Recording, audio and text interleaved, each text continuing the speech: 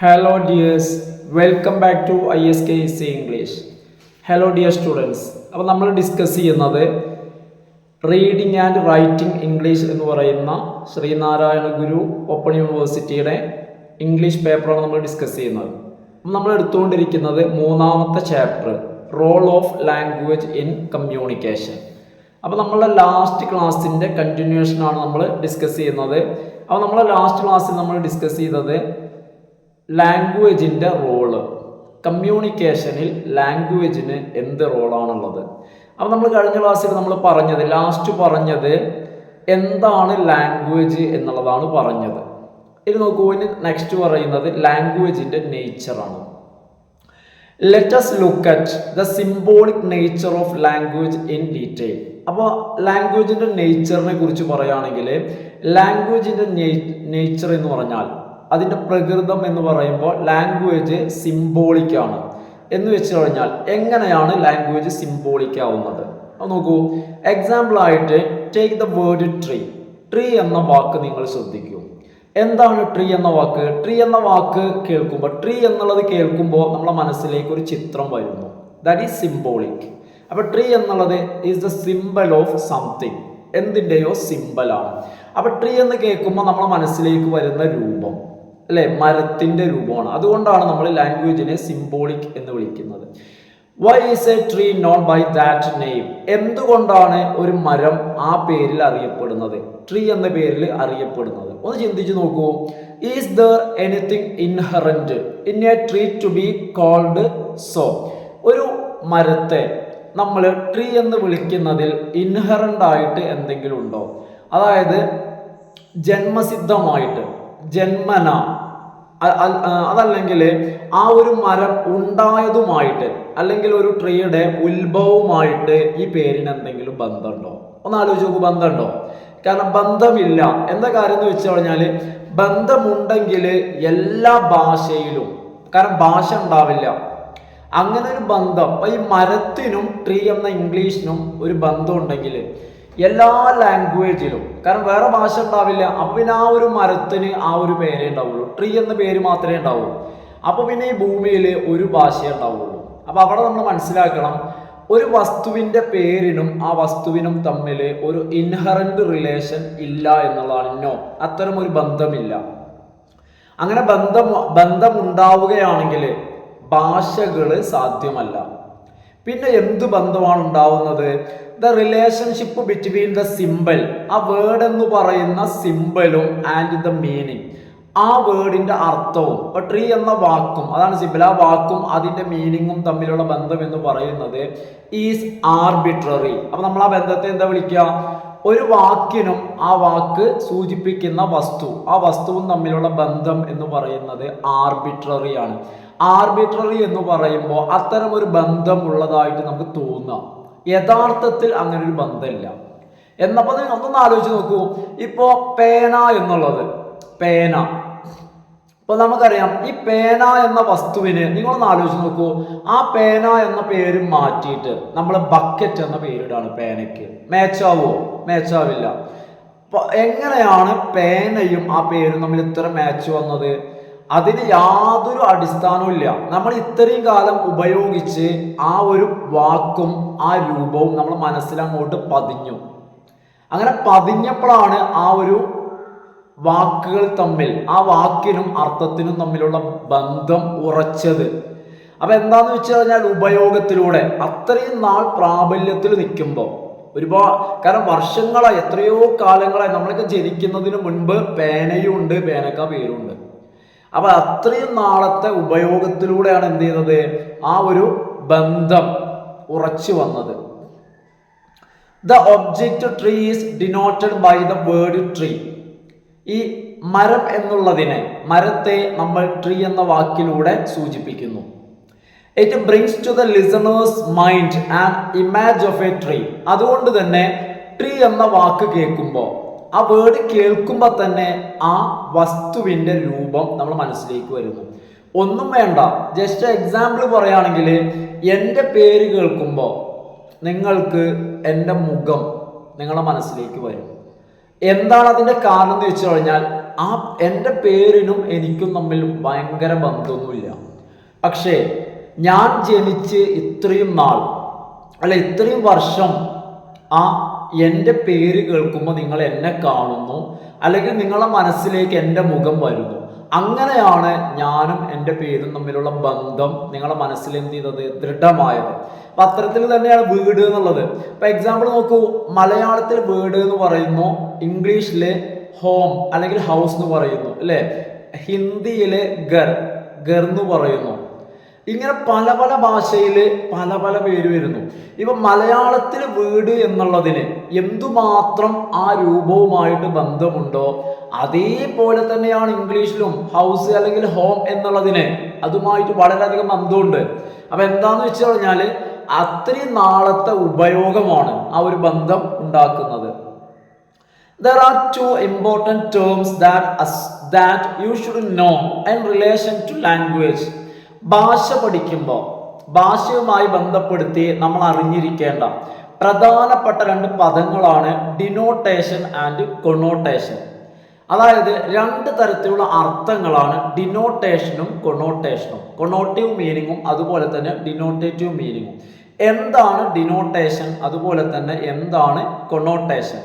അപ്പൊ ഡിനോട്ടേഷൻ എന്ന് പറഞ്ഞാൽ means the literal meaning of A word. ഒരു വാക്കിന്റെ ലിറ്ററൽ മീനിങ് ആണ് എന്ന് വെച്ച് കഴിഞ്ഞാൽ വാക്കർത്ഥമാണ് ഡിനോട്ടേഷൻ എന്ന് പറയുന്നത്. വാക്കർത്ഥം, അതായത് ആ വാക്ക് ഡയറക്റ്റ് ആയിട്ട് എന്ത് സൂചിപ്പിക്കുന്നു, ദാറ്റ് ഈസ്. അപ്പൊ അവിടെ നമ്മൾ ആ വാക്കർത്ഥത്തിൽ ഉപരിയായിട്ട് നമ്മൾ ഒന്നും കാണൂല. അപ്പൊ ഡിനോട്ടേറ്റീവ് മീനിങ് എന്ന് പറയുമ്പോൾ വാക്കർത്ഥത്തിൽ ഉപരിയായിട്ട് ഒന്നും കാണുന്നില്ല. ആ വാക്ക് കൊണ്ട് എന്ത് സൂചിപ്പിക്കുന്നുവോ, ആ വേർഡ് എന്ത് ഡിനോട്ട് ചെയ്യുന്നുവോ, ദാറ്റ് ഈസ് ഡിനോട്ടേഷൻ. എന്നാൽ വൈൽ കൊണോട്ടേഷൻ ഇംപ്ലൈസ്, എന്നാൽ കൊണോട്ടേഷൻ എന്ന് പറയുന്നത് വാക്കിന്റെ അർത്ഥത്തിന് ഉപരിയായിട്ട്, അതുകൊണ്ട് cultural, emotional and metaphorical aspects associated with it. അതായത് ആ ഒരു പദവുമായി ബന്ധപ്പെട്ടിരിക്കുന്ന വാക്കർത്ഥത്തിൽ ഉപരിയായിട്ടുള്ള കൾച്ചറൽ സാംസ്കാരികവും, അതുപോലെ തന്നെ ഇമോഷണൽ വൈകാരികവും, അതുപോലെ മെറ്റാഫോറിക്കൽ ആസ്പെക്ട്സ് ഓഫ് ഇറ്റ് അതിൻ്റെ ആലങ്കാരികമായിട്ടുള്ള വശങ്ങൾ. അപ്പൊ അലങ്കാര അർത്ഥങ്ങൾ ഉണ്ടായിരിക്കും, അതിൻ്റെ ഇന്നർ മീനിങ്സ് ഉണ്ടായിരിക്കും, വൈകാരികമായ അർത്ഥതലങ്ങൾ ഉണ്ടായിരിക്കും, സാംസ്കാരികമായിട്ടുള്ള അർത്ഥതലങ്ങൾ ഉണ്ടായിരിക്കും. ഒരു എക്സാമ്പിൾ നോക്കാം. ഫോർ ഇൻസ്റ്റൻസ് എന്ന് പറഞ്ഞാൽ ഫോർ എക്സാമ്പിൾ. അപ്പൊ എക്സാമ്പിൾ നോക്കുമ്പോൾ ദ വേർഡ് ഹോം എന്ന് പറയുന്ന പദം ലിറ്ററലി മീൻസ് എന്ന് വെച്ച് കഴിഞ്ഞാൽ ഡിനോട്ടേഷൻ ആണ് ലിറ്ററലി മീൻസ്. അതായത് വാക്ക് എന്ന തരത്തിൽ നമ്മൾ പരിഗണിക്കുമ്പോൾ അർത്ഥമാക്കുന്നത് a building where you live, നിങ്ങൾ ജീവിക്കുന്ന ഒരു കെട്ടിടം, ദാറ്റ് ഈസ് ഹോം. നമ്മൾ എവിടെയാണോ ജീവിക്കുന്നത്. എന്നാൽ വീടിനെ കുറിച്ച് ഓരോരുത്തരുടെ മനസ്സിലും അതിലുപരിയായിട്ട് പല പല കാഴ്ചപ്പാടുകാരും. വീടിനെ കുറിച്ച് പലർക്കും പലതും പറയാണ്ടായിരിക്കും. അത് അവരുടെ വൈകാരികമായിട്ടാണ്, സാംസ്കാരികമായിട്ടാണ്, ആലങ്കാരികമായിട്ടുള്ള അർത്ഥങ്ങളാണത്. അപ്പൊ നോക്കൂ, the connotation behind the word home. എന്നാൽ ഹോം എന്ന പദത്തിനെ നമ്മൾ കൊണോട്ടേറ്റീവ് ആയിട്ട് നോക്കുമ്പോൾ എന്താണ് ഹോം എന്ന് പറഞ്ഞു കഴിഞ്ഞാൽ, കൊണോട്ടേറ്റീവ് ആയിട്ട് നോക്കുമ്പോൾ ഹോം എന്നുള്ളത് make people connected to it as something deeper, like a place of comfort, love and warmth. Just നമ്മൾ ലിറ്ററലി നോക്കുമ്പോൾ നമ്മൾ താമസിക്കുന്ന സ്ഥലം. എന്നാൽ കൊണോട്ടേറ്റീവ് ആയിട്ട് നമ്മൾ നോക്കുമ്പോൾ അതിലുപരിയായിട്ട് ആളുകൾ വളരെയധികം അടുത്തിരിക്കുന്ന, ആളുകളുമായിട്ട് കണക്റ്റഡ് ആയിരിക്കുന്ന ഒരു സ്ഥലം. എന്തുകൊണ്ടാണ് കണക്റ്റഡ് ആയിരിക്കുന്നതെന്ന് ചോദിച്ചു കഴിഞ്ഞാൽ ആളുകൾക്ക് വാംത്ത്, അതുപോലെ തന്നെ കംഫോർട്ട്, ലവ്, ഇതെല്ലാം ആളുകൾക്ക് നൽകുന്ന ഒരു സ്ഥലം. അപ്പൊ ആളുകൾക്ക് വാംത്ത് നൽകുന്നതാണ്, ആളുകൾക്ക് ലവ് നൽകുന്നതാണ്, ആളുകൾക്ക് കംഫോർട്ട് നൽകുന്നതാണ്. ഇതൊക്കെ അതിന്റെ കൊണോട്ടേറ്റീവ് ആണ്. എന്ന് വെച്ച് കഴിഞ്ഞാൽ ഓരോരുത്തരുമായി ബന്ധപ്പെട്ടിരിക്കുന്നതാണ്. ഇപ്പൊ ഈ പറയുന്ന കാര്യങ്ങൾ എല്ലാവർക്കും കിട്ടണമെന്നില്ല. അപ്പൊ കൊണോട്ടേറ്റീവ് മീനിങ് എന്ന് പറഞ്ഞു കഴിഞ്ഞാൽ നമ്മളുടെ ഓരോരുത്തരുടെ ഉള്ളിലുള്ളതാണ്. അപ്പൊ കൊണോട്ടേറ്റീവ് മീനിങ് എന്ന് പറയുമ്പോൾ, എന്നാൽ ജനറലി ഇത് നൽകുന്നുണ്ടായിരിക്കും, എന്നാൽ എല്ലാവർക്കും ലഭിച്ചോളുന്നില്ല. എല്ലാവരുടെ കാഴ്ചപ്പാടും, അതായത് വീടെന്ന് പറയുമ്പോൾ ആ വീടിനെ കുറിച്ചുള്ള എല്ലാവരുടെയും ധാരണ ശരിയല്ല എന്നല്ല, ഒരുപോലെയല്ല. പല ആളുകൾക്കും ചിലർ പറയും അയ്യോ എൻ്റെ വീട് അതൊരു നരകമാണെന്ന് പറയും എന്ന് വിചാരിച്ച് അതിൽ കൊണോട്ടേറ്റീവ് മീനിങ്ങാ. നമ്മൾ സമ്മതിക്കോ നമ്മളെ വീടൊന്നും എന്തല്ല, നരകമല്ല? Then let us now look at the role of language in communication. അടുത്തതായിട്ട് കമ്മ്യൂണിക്കേഷനിൽ ലാംഗ്വേജിന് എന്തെല്ലാം റോളുണ്ട് നമുക്ക് ചിന്തിച്ചാൽ തന്നെ അറിയാം. നമ്മൾ പറയും അല്ലേ, നമ്മൾ എന്തു പറയും? ലാംഗ്വേജ് ഇല്ലാതെ, without language no communication is possible. ഇതായിരിക്കും നമ്മളുടെ നിലപാട്. എന്നാൽ അങ്ങനെയല്ല, ആ നിലപാട് പൂർണ്ണമായിട്ട് ശരിയാണെന്ന് ഞാൻ പറയുന്നില്ല. അതായത് ലാംഗ്വേജിന് കമ്മ്യൂണിക്കേഷനിൽ വളരെ പ്രാധാന്യമുണ്ട്. അതുകൊണ്ടാണ് ഭാഷയില്ലാതെ കമ്മ്യൂണിക്കേഷൻ സാധ്യമല്ല എന്ന് ചിലർ പറയുന്നത്. ഇനി ഭാഷയുടെ ചില പ്രധാനപ്പെട്ട ചില റോളുകളാണ് ജസ്റ്റ് അറിഞ്ഞിരിക്കുക. ഒന്നാമത്തേത് ഡെഫിനിഷൻ, ഡിഫൈൻ ചെയ്യാൻ വേണ്ടിയിട്ട്. Language is used to define something by describing its characteristics. അതായത് സവിശേഷ ഗുണങ്ങളെ ഡിസ്ക്രൈബ് ചെയ്തിട്ട് വസ്തുക്കളെ ഡിഫൈൻ ചെയ്യാൻ വേണ്ടി ഭാഷ ഉപയോഗിക്കുന്നു. അതായത് ഡിഫൈൻ ചെയ്യുക എന്ന് പറഞ്ഞു കഴിഞ്ഞാൽ ഒരു വസ്തു മറ്റു വസ്തുക്കളിൽ നിന്നും എങ്ങനെ വ്യത്യസ്തമായിരിക്കുന്നു, അതാണ് അതിൻ്റെ ഡെഫിനിഷൻ. അല്ലെങ്കിൽ എല്ലാം ഒന്നായി പോവുമല്ലോ. അപ്പൊ എന്താന്ന് വെച്ച് കഴിഞ്ഞാല് ക്യാരക്ടറിസ്റ്റിക്സ് പറഞ്ഞിട്ട്, ക്യാരക്ടറിസ്റ്റിക്സ് ഡിസ്ക്രൈബ് ചെയ്തിട്ട് ഒരു വസ്തുവിനെ മറ്റു വസ്തുക്കളിൽ നിന്നും എങ്ങനെ വ്യത്യാസപ്പെട്ടിരിക്കുന്നു എന്ന് പറയാം. ഇതിനാണ് നമ്മൾ ഡിഫൈൻ ചെയ്യുക എന്ന് പറയുന്നത്. It helps in expressing different characteristics of a person or a thing and thereby defining it on its basis. അതായത് ഒരു വസ്തുവിനെ അല്ലെങ്കിൽ ഒരു വ്യക്തിയെ അയാളുടെ സവിശേഷതകൾ, അയാൾ മറ്റുള്ളവരിൽ നിന്നും എങ്ങനെ വ്യത്യസ്തനായിരിക്കുന്നു, അയാളുടെ വ്യത്യസ്തമായിട്ടുള്ള characteristics, expressing the different characteristics of a person or a thing. ഒരു വസ്തു അല്ലെങ്കിൽ ഒരു വ്യക്തി അയാളുടെ വ്യത്യസ്തമായിട്ടുള്ള അല്ലെങ്കിൽ അയാൾക്ക് മാത്രമുള്ളതായിട്ടുള്ള യുണീക്ക് ഫീച്ചേഴ്സ്, അയാളുടേതായിട്ടുള്ള സവിശേഷതകളെ ഡിസ്ക്രൈബ് ചെയ്തിട്ട് ആ ഒരു വ്യക്തിയെ ഡിഫൈൻ ചെയ്യാൻ ഭാഷ നമ്മളെ സഹായിക്കുന്നു. Let us look at an example. നമുക്കൊരു എക്സാമ്പിൾ നോക്കാം. Who is A student? ആരാണ് വിദ്യാർത്ഥി? എങ്ങനെ നമ്മൾ പറയാം? ഒരു സ്റ്റുഡൻറ്റിനെ നമ്മൾ എങ്ങനെ ഡിഫൈൻ ചെയ്യും? സ്റ്റുഡൻറ് അധ്യാപകനിൽ നിന്നും എങ്ങനെ വ്യത്യസ്തപ്പെട്ടിരിക്കുന്നു, സ്റ്റുഡൻറ് ഒരു ഡ്രൈവറിൽ നിന്നും എങ്ങനെ വ്യത്യസ്തപ്പെട്ടിരിക്കുന്നു. ഇതുപോലെ ഒരു വിദ്യാർത്ഥി വ്യത്യസ്തരായ മറ്റു വിഭാഗങ്ങളിൽ നിന്നും ഒരു വിദ്യാർത്ഥിയെ വ്യത്യസ്തനാക്കുന്നത് എന്താണ്? ഇത് പറയുമ്പോഴാണ് വിദ്യാർത്ഥിയുടെ ഡെഫിനിഷൻ, സ്റ്റുഡൻറ്റിന്റെ ഡെഫിനിഷൻ ഉണ്ടാകുന്നത്. How is A student different from A teacher? ഒരു ടീച്ചറിൽ നിന്നും ഒരു വിദ്യാർത്ഥി എങ്ങനെ വ്യത്യാസപ്പെടുന്നു?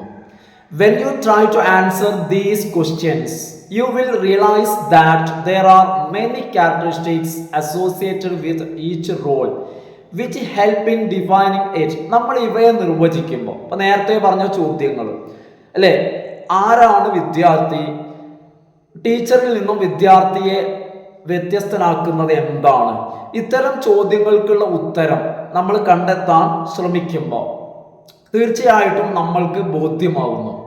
You realize that there are many characteristics associated with each role.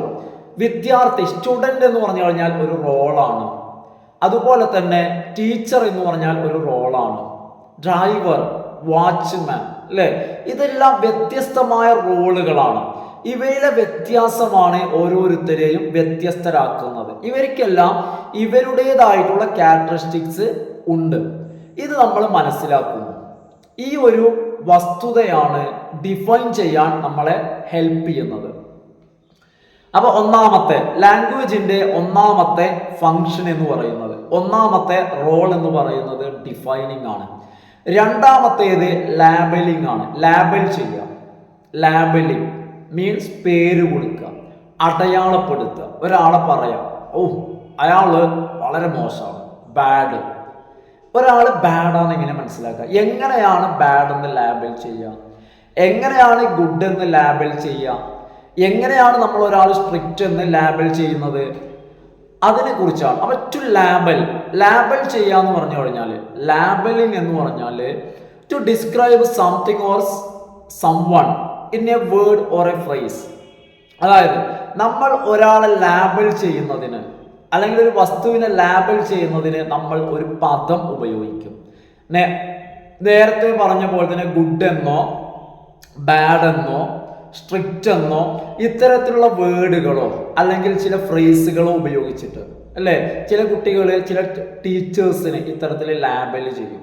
For example, why do you call A teacher strict?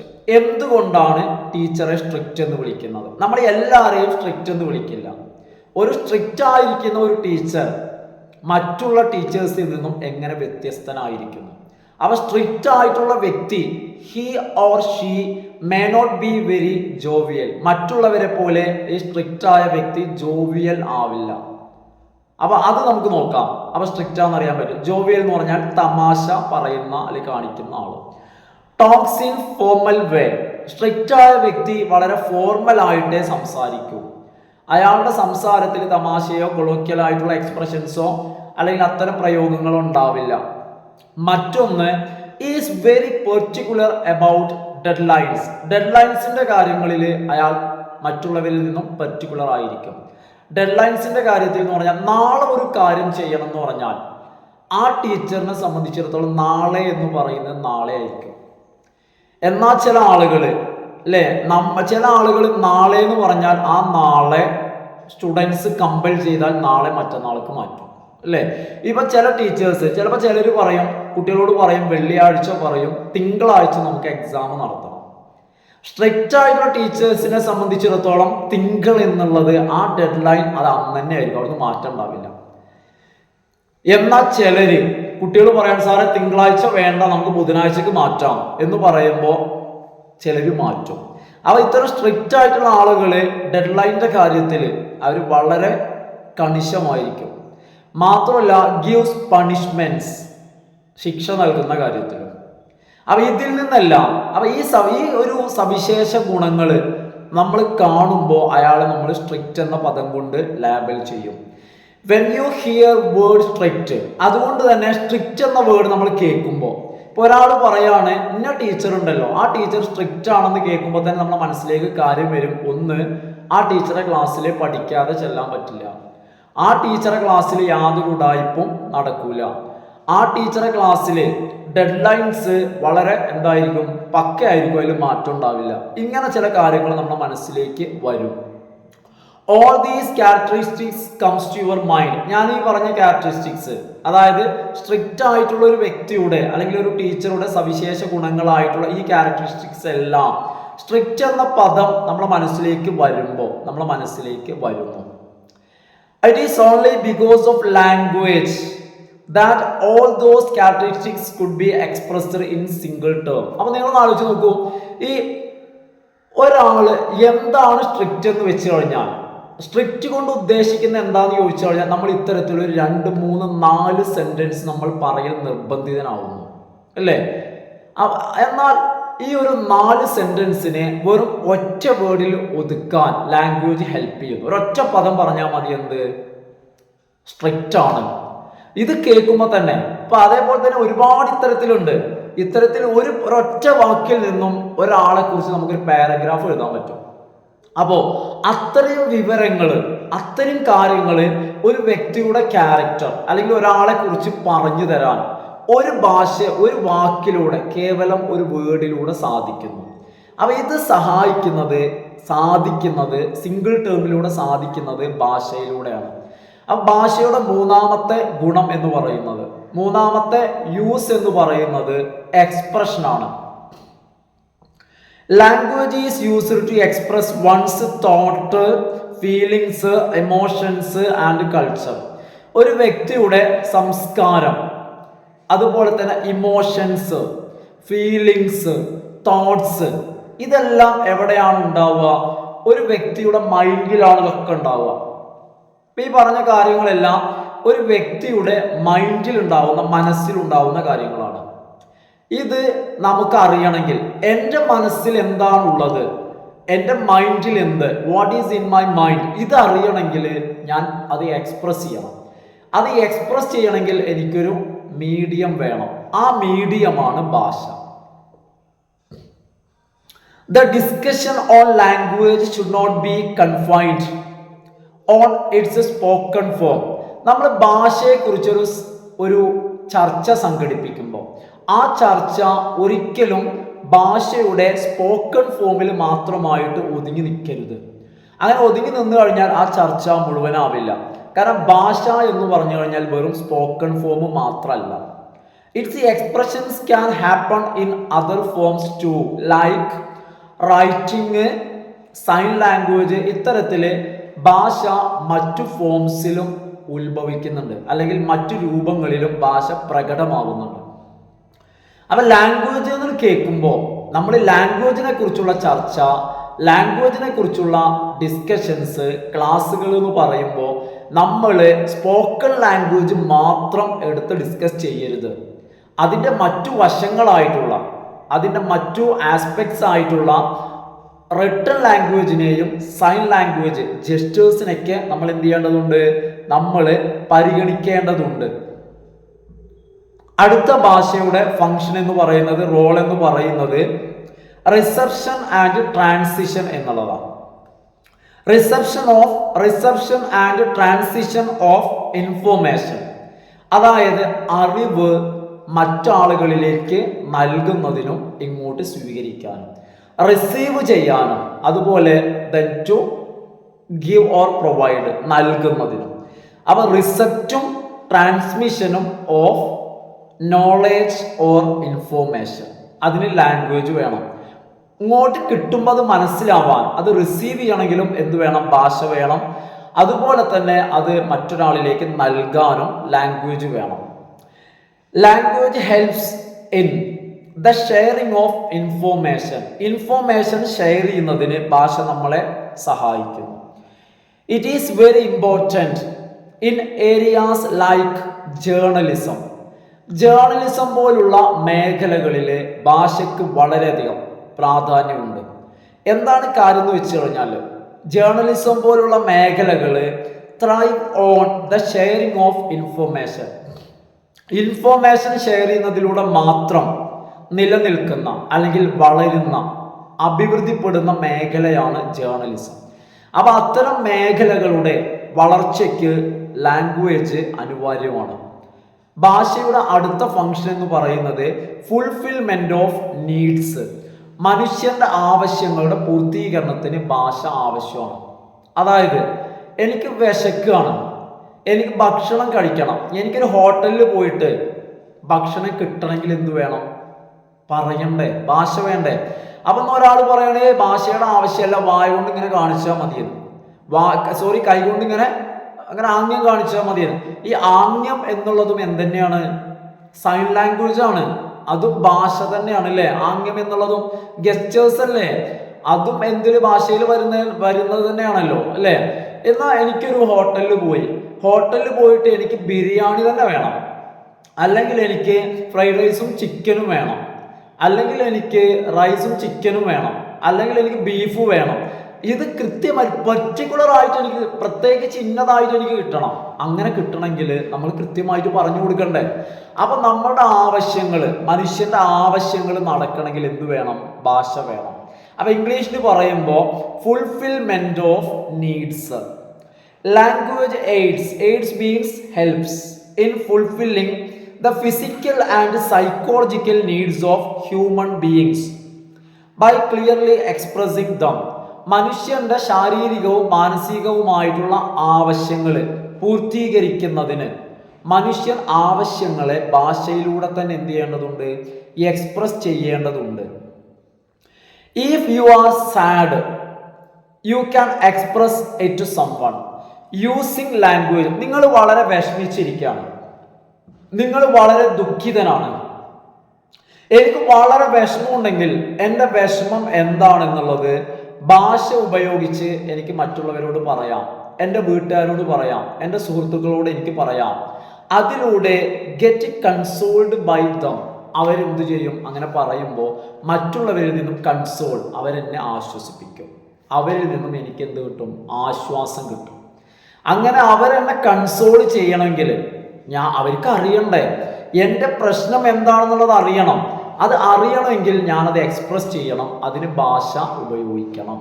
ഇനി അടുത്തൊരു ഫങ്ഷൻ എന്ന് പറയുന്നത്, ഭാഷയുടെ അടുത്തൊരു റോൾ എന്ന് പറയുന്നത്, അല്ലെങ്കിൽ ഒരു യൂസ് എന്ന് പറയുന്നത്, development as well as maintenance of relationship. ബന്ധങ്ങൾ വളരുന്നതിനും മെയിൻറ്റെയിൻ ചെയ്യുന്നതിനും. ഇനി ബന്ധങ്ങൾ എന്ന് പറയുമ്പോൾ ഫ്രണ്ട്ഷിപ്പ് ആയിക്കോട്ടെ, ഏത് തരത്തിലുള്ള ഒരു ബന്ധം ആയിക്കോട്ടെ, മിണ്ടാതിരിക്കുന്ന ആളുകൾക്കിടയിൽ ബന്ധങ്ങൾ വളരൂല. ഒരിക്കലും സംസാരിക്കാതെ രണ്ട് വ്യക്തികൾക്കിടയിൽ എന്ത് ചെയ്യില്ല? റിലേഷൻസ് ഡെവലപ്പ് ചെയ്യില്ല, മെയിൻറ്റെയിൻ ചെയ്യില്ല. ഭാഷ വേണം. Language helps in the sharing of ideas which in turns creates relationship between human beings. അപ്പോൾ എന്താ പറയുന്നത് വെച്ച് കഴിഞ്ഞാൽ, ഐഡിയാസ് ഷെയർ ചെയ്യുന്നതിലൂടെ മനുഷ്യരുടെ ഇടയിൽ റിലേഷൻഷിപ്സ് ക്രിയേറ്റ് ചെയ്യാൻ ഭാഷ സഹായിക്കുന്നു. അപ്പോൾ റിലേഷൻഷിപ്സ് ക്രിയേറ്റ് ചെയ്യണമെങ്കിൽ ഐഡിയാസിനെ ഷെയർ ചെയ്യണം. ഐഡിയാസ് ഷെയർ ചെയ്യണമെങ്കിൽ എന്തു വേണം? ഭാഷ വേണം. അപ്പോൾ ഭാഷ ഐഡിയാസിനെ ഷെയർ ചെയ്തിട്ട് ഹ്യൂമൻ ബീയിങ്സിനിടയിൽ ബന്ധങ്ങൾ ഉണ്ടാവുന്നതിന് സഹായിക്കുന്നു. Can you imagine being friends with your classmates if there is no language? ഭാഷയില്ലാതെ നിങ്ങളുടെ ക്ലാസ്മേറ്റ്സിനിടയിൽ, സുഹൃത്തുക്കൾക്കിടയിൽ ഫ്രണ്ട്ഷിപ്പ് ഡെവലപ്പ് ചെയ്യുന്നത്, ഫ്രണ്ട്ഷിപ്പ് ഉണ്ടാകുന്നത് നിങ്ങൾക്ക് സങ്കല്പിക്കാൻ കഴിയും? അതായത് സംസാരിക്കാത്ത, ഭാഷ വളരെ ചുരുക്കമായിട്ട് ഉപയോഗിക്കുന്ന ആളുകൾ, വളരെ കുറച്ച് മാത്രം സംസാരിക്കുന്ന ആളുകൾക്ക്, മറ്റുള്ളവരിൽ നിന്ന് മാറി നിൽക്കുന്ന ആളുകൾക്ക് പൊതുവെ ബന്ധങ്ങൾ കുറവായിരിക്കും. അപ്പൊ ഫ്രണ്ട്ഷിപ്പ് ഉണ്ടാവണമെങ്കിൽ നമ്മൾ ഭാഷ ഉപയോഗിക്കുക തന്നെ വേണം. അടുത്തത് ഇവാലുവേഷൻ എന്നുള്ളതാണ്. ഇവാലുവേഷൻ, മൂല്യനിർണയം അല്ലെങ്കിൽ വിലയിരുത്തുക. മറ്റു ആളുകളെ, മറ്റു കാര്യങ്ങളെ, വസ്തുക്കളെ എന്തിനെ ഇവാലുവേറ്റ് ചെയ്യുകയാണെങ്കിലും ലാംഗ്വേജ് സപ്പോർട്ട്സ്, ലാംഗ്വേജ് നമ്മളെ സപ്പോർട്ട് ചെയ്യുന്നു. Decision making by helping to evaluate options. ഓപ്ഷൻസിനെ, നമുക്ക് മുൻപിലുള്ള ഓപ്ഷൻസിനെ ഇവാലുവേറ്റ് ചെയ്ത്, നമ്മളുടെ മുൻപിലുള്ള ഓപ്ഷൻസ്, നമ്മളെ മുൻപിലുള്ള ചോയ്സസ്, ആ ചോയ്സസിനെ ഇവാലുവേറ്റ് ചെയ്തിട്ട് അതിനെ ഇവാലുവേറ്റ് ചെയ്യാം എന്ന് വെച്ച് കഴിഞ്ഞാൽ അവയുടെ പോസിറ്റീവും നെഗറ്റീവുമായിട്ടുള്ള വശങ്ങളെ വിലയിരുത്തിയിട്ട് നല്ല ഒരു തീരുമാനം എടുക്കുന്നതിന് ഭാഷ നമ്മളെ സഹായിക്കുന്നു. അടുത്തത് പെർസ്വേഷൻ എന്നുള്ളതാണ്. പ്രേരണ, പ്രേരിപ്പിക്കാം. Language helps to persuade others into our way of thinking. നമ്മൾ ചിന്തിക്കുന്ന കാര്യങ്ങൾ, നമ്മളുടെ മനസ്സിലുള്ളത്, നമ്മളുടെ തീരുമാനങ്ങളിലേക്ക് മറ്റുള്ളവരെ കൊണ്ടുവരാൻ, പ്രേരിപ്പിച്ച് നമ്മളിലേക്ക്, നമ്മളുടെ വഴിയിലേക്ക് മറ്റുള്ളവരെ കൊണ്ടുവരാൻ ഭാഷ നമ്മളെ സഹായിക്കുന്നു. Persuasion is an art. The art of persuasive speech is known as rhetoric. Persuasion, മറ്റുള്ളവരെ പ്രേരിപ്പിക്കുക എന്നുള്ളത് ഒരു കലയാണ്. എന്തുകൊണ്ടാണ് കല എന്ന് പറയാനുള്ള കാര്യം എന്ന് വെച്ച് കഴിഞ്ഞാൽ എല്ലാവർക്കും അതിന് കഴിയില്ല.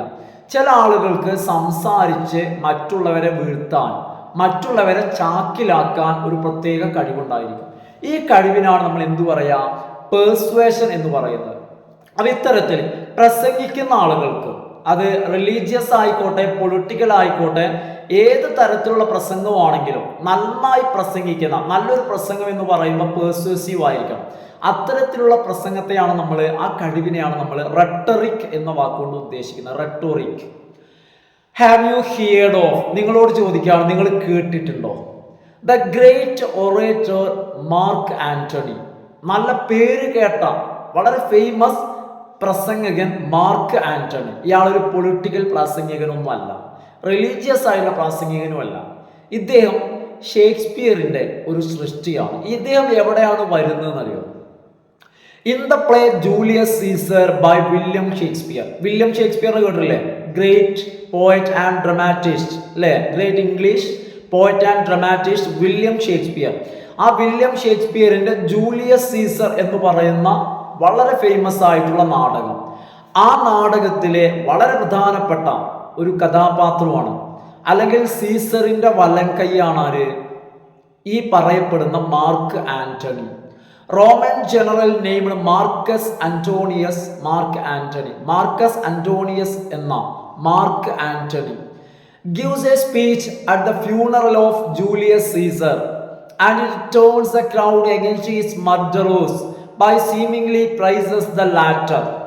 അതായത് ചില അബദ്ധങ്ങൾ, ചില സംശയങ്ങളുടെ പേരിൽ ബ്രൂട്ടസ് എന്ന് പറയുന്ന ഒരു വളരെ ഫേമസ് ആയിട്ടുള്ള, വളരെ നോബിൾ ബ്രൂട്ടസ്, മഹാനായിട്ടുള്ള ബ്രൂട്ടസ് ഇടക്കിടക്ക് തന്റെ പ്രസംഗത്തിൽ ഈ പദം ആന്റണി ഉപയോഗിക്കുന്നുണ്ട്. മഹാനായ ബ്രൂട്ടസ്, നോബൽ ബ്രൂട്ടസ്. ഈ ബ്രൂട്ടസ് ചില സംശയങ്ങളുടെ, ചില കുത്തിത്തിരിപ്പുകളുടെ പേരിൽ സീസറിനെ കൊല്ലുകയാണ്.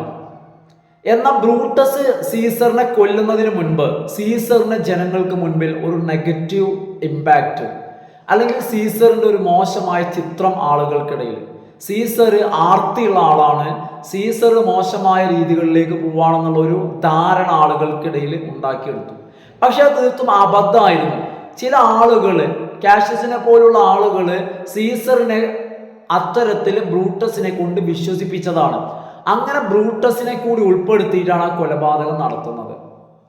അവസാനമാണ്, അവിടെയാണ് ലാസ്റ്റ് ഡയലോഗായിട്ട് അവസാനമാണ് സീസർ ചോദിക്കുന്നത്, യു ടു ബ്രൂട്ടസ്, അല്ലെ ബ്രൂട്ടസിനോട് ചോദിക്കുക, ബ്രൂട്ടസെ താനും ഇവരുടെ കൂടെ ചേർന്ന് എന്നെ കുത്തുകയാണോ എന്നൊക്കെ ഫേമസ് ആയിട്ടുള്ള ഒരു ഇതൊക്കെ അവിടെ വരുന്നുണ്ട്.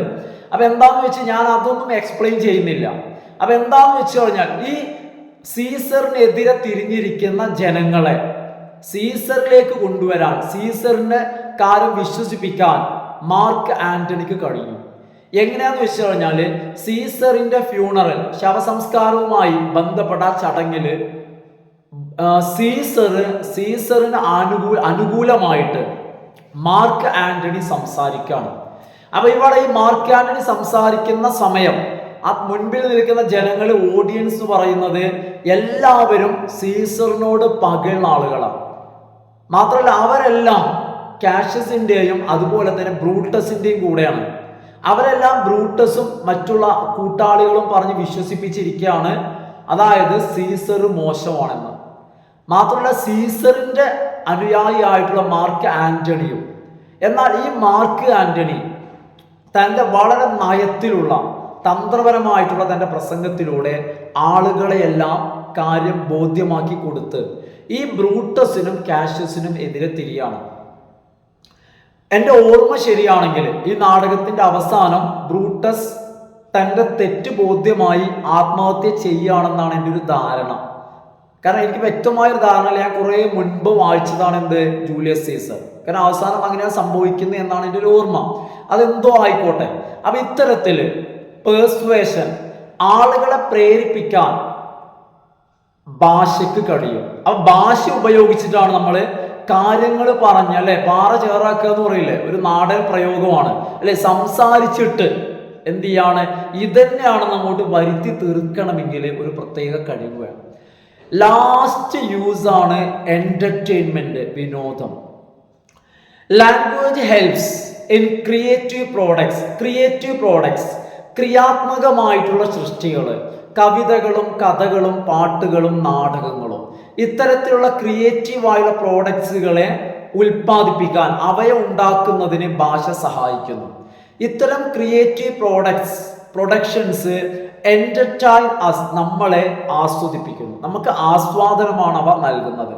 ഫോർ ഇൻസ്റ്റൻസ്, എക്സാമ്പിൾ നോക്കുകയാണെങ്കിൽ, you might like listening to stories, കഥ കേൾക്കാൻ എല്ലാവർക്കും ഇഷ്ടമുണ്ടായിരിക്കും. ഭാഷയില്ലെങ്കിൽ കഥയില്ല. The capability to produce and recite stories is a result of faculty of language in human beings.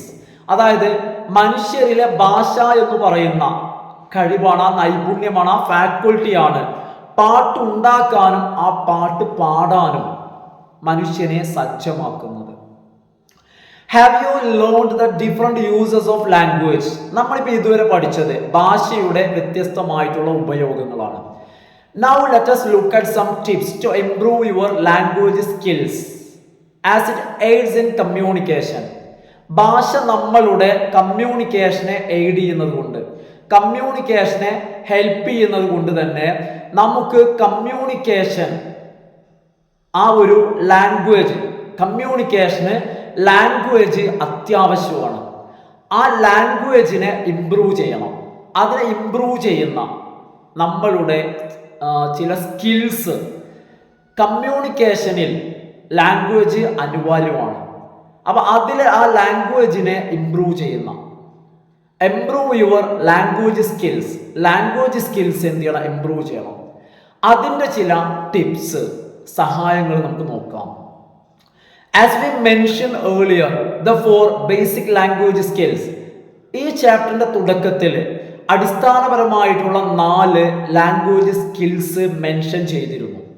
ഒന്നാമത്തേത് റൈറ്റിംഗ്, രണ്ടാമത്തേത് സ്പീക്കിംഗ്, അതുപോലെ തന്നെ reading, writing, speaking and listening. ഒന്നാമത്തേത് reading, രണ്ടാമത്തേത് writing, 3 speaking, 4-മത്തേത് listening. Try to develop all the skills. അതുകൊണ്ട് തന്നെ നമുക്ക് എല്ലാവർക്കും കമ്മ്യൂണിക്കേറ്റ് ചെയ്യണമെങ്കിൽ ലാംഗ്വേജ് സ്കിൽസ് വേണം. അതുകൊണ്ട് ഈ പറയപ്പെടുന്ന 4 കാര്യങ്ങൾ നിങ്ങളിൽ ഉണ്ടാക്കിയെടുക്കാൻ, മെച്ചപ്പെടുത്തിയെടുക്കാൻ നിങ്ങൾ ശ്രമിക്കാം. അപ്പൊ നമ്മുടെ മൂന്നാമത്തെ യൂണിറ്റിന്റെ പേര് role of language in communication എന്നുള്ളതാണ്. ഈ ഒരു യൂണിറ്റ് കംപ്ലീറ്റ് ആയി. ഇനി നമുക്ക് രണ്ടാമത്തെ ബ്ലോക്കാണ് തുടങ്ങാനുള്ളത്. അപ്പോൾ നമ്മൾ അടുത്ത വീഡിയോയിൽ നമ്മൾ രണ്ടാമത്തെ ബ്ലോക്ക് നമ്മൾ സ്റ്റാർട്ട് ചെയ്യും. അത്യാവശ്യം കുറച്ച് ഈ ബ്ലോക്ക് ഞാൻ അങ്ങോട്ട് ഈ യൂണിറ്റ് അവസാനിപ്പിക്കുകയാണ്. അതായത് ഈ വീഡിയോയിൽ യൂണിറ്റ് അവസാനിപ്പിക്കണം എന്ന് ഞാൻ കരുതിയിരുന്നു. അപ്പോൾ കുറച്ച് ലെങ്ത് ആയിട്ടുണ്ട് വീഡിയോ, ഒരു 36 മിനിറ്റ്. പക്ഷെ എന്നാലും എന്ത് ചെയ്യണം, അനാവശ്യമായിട്ടുള്ള കാര്യങ്ങളൊന്നും ഞാനിതിൽ ഉൾപ്പെടുത്തിയിട്ടില്ല. ആവശ്യത്തിന് മാത്രമാണ് എക്സ്പ്ലനേഷൻ തന്നിട്ടുള്ളത്, കാര്യങ്ങൾ മനസ്സിലാവാനുള്ള ഒരു എക്സ്പ്ലനേഷൻ. പക്ഷെ എല്ലാവരും എന്ത് ചെയ്യണം, സ്കിപ്പ് ചെയ്യാതെ, കാരണം ഒരു ക്ലാസ് അല്ലേ, അപ്പം അതുകൊണ്ട് സ്കിപ്പ് ചെയ്യാതെ മുഴുവനായിട്ടും വീഡിയോ കാണുക. അതുപോലെ തന്നെ തീർച്ചയായിട്ടും നിങ്ങൾ ലൈക്ക് ചെയ്യണം, കമൻറ്റ് ചെയ്യാം. അതുപോലെ തന്നെ സബ്സ്ക്രൈബ് ചെയ്യാതെ ആദ്യമായി കാണുന്ന ആളുകൾ നിങ്ങൾ സബ്സ്ക്രൈബ് ചെയ്തിട്ടൊന്ന് സപ്പോർട്ട് ചെയ്യാം. Okay, thanks for watching.